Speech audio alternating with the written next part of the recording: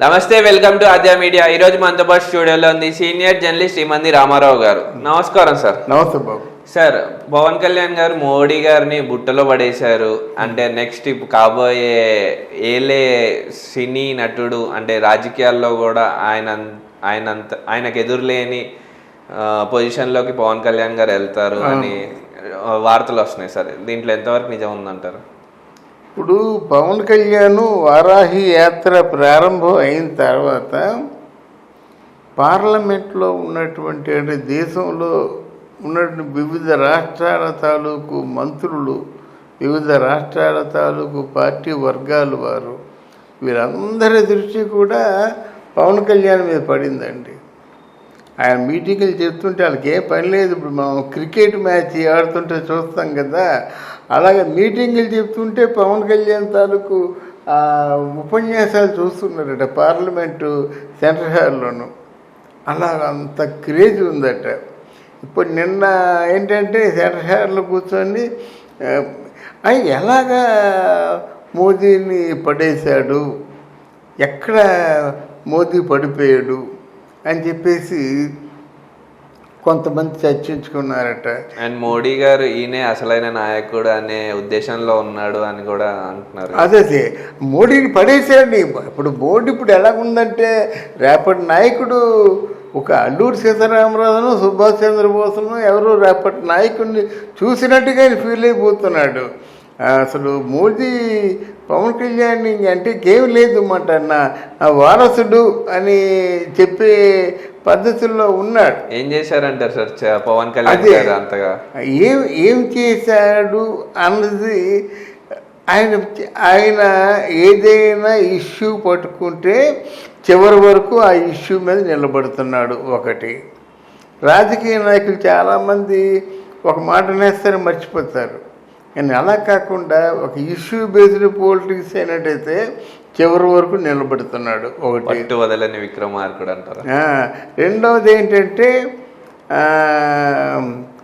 ఇక్కడ ఇది ఇప్పుడు అమ్మాయిలు మిస్సింగ్ అని చెప్పాడు కదా, వాలంటీర్ మిస్సింగ్ అని చెప్పాడు కదా, అది మొత్తానికి అది కేసు ఉన్నదే. అది తర్వాత ఏమో మీరు రేపటి తరానికి మీరు ఆంధ్రదేశం నుంచి ఏం చేశారో చెప్పండి, కమాన్ టెలజ్ అని చెప్పాడు అన్నమాట. వాళ్ళు ఏం లేదు, ఎవరెవరికి ఏమి ఇచ్చారో చెప్పండి, మీరు శ్వేతపత్రం విడుదల చేయండి, మీరు చెప్పండి అంటే ఏమీ లేదు. కానీ వాళ్ళు ఎలాగంటే వాళ్ళు పూర్తిగా డమ్మీలు చేసి పారేశారన్నమాట. తర్వాత ఇక్కడ ఈయన చెప్పిన మాటల్లో ప్రతి మాట కూడా యథార్థంగా ఉంది.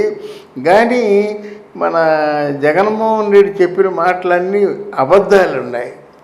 తర్వాత సరిగ్గా ఇప్పుడు ఎలక్షన్ దగ్గర పడేసరికి జగన్మోహన్ రెడ్డి ఒక దురదృష్టకరమైన వాతావరణంలో చిక్కుకుపోయాడు.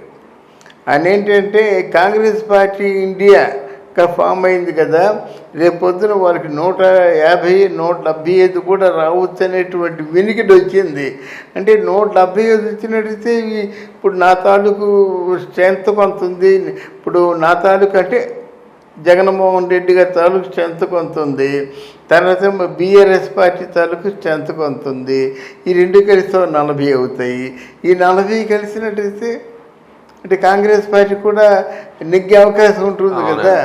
ఆ ఉద్దేశంతోనేమో మీరేం కంగారు పడద్దు, మీకు ఈసారి మాత్రం ప్రభుత్వంలో మార్పు వస్తుందని మేము అనుకుంటున్నాము, ఆ మార్పుకి మేము దోహదపడదాం, కమాన్ మా సాయం మీకు ఉంటుందని చెప్పారన్నమాట. జగన్ గారు కాంగ్రెస్ పార్టీకి సహకారం ఇస్తారంటున్నారా? సహకరిస్తాయి. ఒక ప్రేమ లేఖ పంపించారు వారికి. అది మన మోదీ గారికి తెలిసిపోయింది అన్నమాట. అమ్మగారిదే ఎంతకాలం నాతో ఉండి నా మాటే వింటున్నట్టుగా ఉండి నా అడుగుజాడల్లో నడిచినట్టే నడిచి ఈరోజేమో నేను అందరి దగ్గర దూరం అయిపోయాను, తీరా ఈరోజేమో నువ్వు కాంగ్రెస్ పార్టీతో కలుస్తావా, సరే కలు, నువ్వేం చేస్తావు చూస్తావు అని చెప్పేసి ఈయన ఇప్పుడు పవన్ కళ్యాణ్ని నమ్మాడు. నమ్మడమే కాకుండా ఇప్పుడు ఇంకెవరిని తీసుకోలేడు కదా, చంద్రబాబు నాయుడిని నమ్మలేడు, చంద్రబాబు నాయుడు మామూలుగా ఉంచుతాడు తప్ప చంద్రబాబు నాయుడు నమ్మలేడు. ఆయన చంద్రబాబు నాయుడికి ఏ ప్రపోజల్ పెడతానంటే, బాబు నీ అనుభవం కేంద్రానికి కావాలా, మంచి మినిస్టర్ తీసుకో, నువ్వు పవన్ కళ్యాణ్ మాత్రం ముఖ్యమంత్రిని చేయు. ఇది డిస్కషన్స్ ఇప్పుడు అవుతున్నాయన్నమాట. నువ్వు మంచి మంచి దేశాన్ని బాగు చేయాలంటే నీ తాలూకు సేవలు అవసరం కనుక ఆ దేశంలోకి రా నువ్వు. అది అక్కడ దేశంలో నీ తాలూకు తెలివితేటలు మేధస్సు చూపించు, పవన్ కళ్యాణ్ మాత్రం ముఖ్యమంత్రిని చేయంటున్నారు అన్నమాట. ఇది వీళ్ళ వాదన. అయితే పవన్ కళ్యాణ్ ఏం చేస్తాడు, మరి వెనక్కి తిరిగి చూడకుండా తను ఏవైతే అనుకుంటున్నాడో అదే చేస్తున్నాడు. ఒకటి, అంతకుముందు ముఖ్యమంత్రి అనేటువంటి ఆ పదం మీద నాకు పెద్ద ఆశ లేదని చెప్పేవాడు. లేదు, నేను ముఖ్యమంత్రి చేస్తాను, నేను ముఖ్యమంత్రి చేయడానికి నేను సన్నద్ధంగా ఉన్నాను, నేను అంటే నిస్వార్థమైన రాజకీయాలు చేస్తా, ప్రజలకి శ్రేయస్సు కోసం రాజకీయాలు చేస్తా. ఒకవేళ నేను చెప్పిన మాట నేను చేయలేదనుకోండి, కమాన్ మీరు వెనక్కి లాగేయండి. అమెరికాలో సిస్టమ్ ఉంది, రీకాల్ అంటారు. ఆ రీకాల్ అంటే ఎవరినైతే వాళ్ళు ఎలక్ట్ చేసుకున్నారో వాళ్ళు తిరిగి అవిశ్వాసం పెట్టి లాగేస్తారన్నమాట. నువ్వు వద్దు, నువ్వు చెప్పిన దానికి చేసిన దానికి చాలా తేడా ఉంది కనుక నిన్ను మేము భరించలేమని చెప్పి తీసేస్తారన్నమాట. ఇక్కడ అన్నిటికంటే ముఖ్యంగా పవన్ కళ్యాణ్ని ఎందుకు మోదీ లైక్ చేస్తున్నారంటే, పవన్ కళ్యాణ్ విషయాన్ని గట్టిగా చెప్పగలడు, విషయాన్ని చైతన్యం చేయగలడు. తర్వాత మనకు ఒక వివేకానంద తాలూకు గర్జన అంటారన్నమాట, ద రోడ్నెస్ ఆఫ్ వివేకానంద. అలాగే the roarness of Subhash Chandrabose, the roarness of Narendra Modi. అలాగే పవన్ కళ్యాణ్ కూడా సింహం గర్జనలా ఉంటుందన్నమాట ఆయనది. ఆ చైతన్యవంతమైనటువంటి పిలుపు అందరికీ చేత కాదు, అందరూ చేయలేరు. దేశాన్ని కదిలించాలంటే పవన్ కళ్యాణ్ లాంటి పిలుపు కావాలి. మీరు అన్నట్టు పవన్ కళ్యాణ్ గారు సీఎం అవుతే అంటే ఆయనకున్న ఆవేశంతో ఏమైనా రాంగ్ డెసిషన్ తీసుకోగలుగుతారా, లేదంటే చంద్రబాబు నాయుడు లాంటి ఎక్స్పీరియన్స్ ఉన్న వాళ్ళు వెనకాల ఉండి ఆయనకు గైడెన్స్ ఇస్తే మంచిదంట? ఇప్పుడు చంద్రబాబు నాయుడు లాంటి ఎక్స్పీరియన్స్ ఉన్న వాళ్ళు ఎలాగ పెట్టుకుంటాడండి, చంద్రబాబుని పెట్టుకుంటాడు. కానీ ఇప్పుడు ఒక హాస్పిటల్ కట్టించాలి అనే ఒక శంకుస్థాపన చేసేసి 3వ సంవత్సరంలో గోడలు కట్టి మళ్ళీ హాస్పిటల్ గోడలు లేచేసరికి 10 అయిపోయింది అనుకోండి, ఆ గోడల్లో ఉండిపోతాయి కదా. ఈయన అలా కాదు, ఏదైనా చేయాలనుకుంటే అది అయిపోవాలి అంతే. అట్టే చేయాలనుకుంటే బడ్జెట్లో ఎంతవరకు ఉందో ఆ బడ్జెట్ని కేటాయించి చేసాడు అంతే. అంటే మొదటిసారి సీఎం అవుతే అనుభవం లేకుండా ఉండిద్ది కదా సార్, అది ఎలా? అనుభవం లేకుండా ఉండడం కాదని మనసు ఒప్పదండి.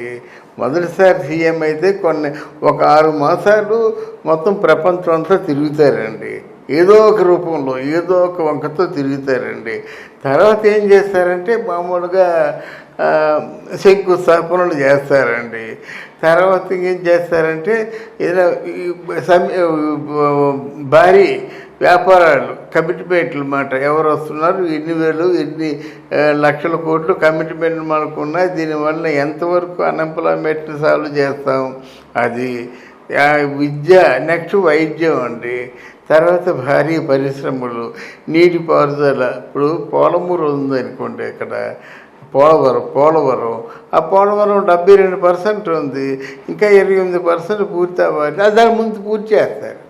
ఆ హాస్పిటల్ శంకుస్థాపనలు చేస్తారు, వాటిని చేస్తారు. శంకుస్థాపనలు కాదురా, హాస్పిటల్ పెరగాలని.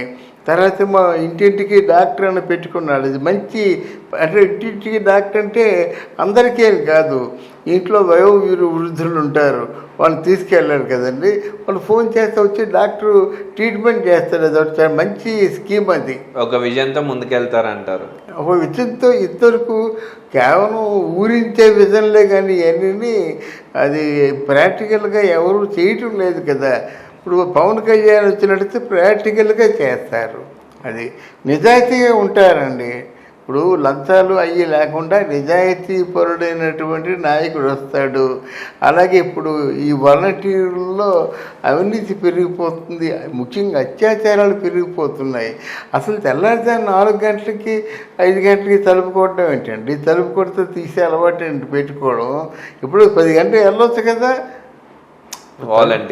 వాలంటీర్లు 10 గంటలకు వెళ్ళి తలుపులు అందరూ ఆ వీధిలో వాళ్ళందరూ తలుపులు తీసుకొని మమ్మల్ని బయట కూర్చొని మాట్లాడుకుంటుండగా వెళ్ళి వాళ్ళకి ఇవ్వాల్సినది ఇవ్వచ్చు కదా.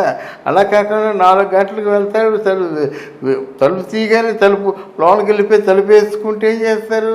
వాళ్ళు గొడవ పడతారా? గొడవ పడలేరు కదా. అలాగే అత్యాచారాలు ఎక్కువైపోతున్నాయి అన్నమాట. దానికి కూడా ఫుల్ స్టాప్ పెట్టాలి.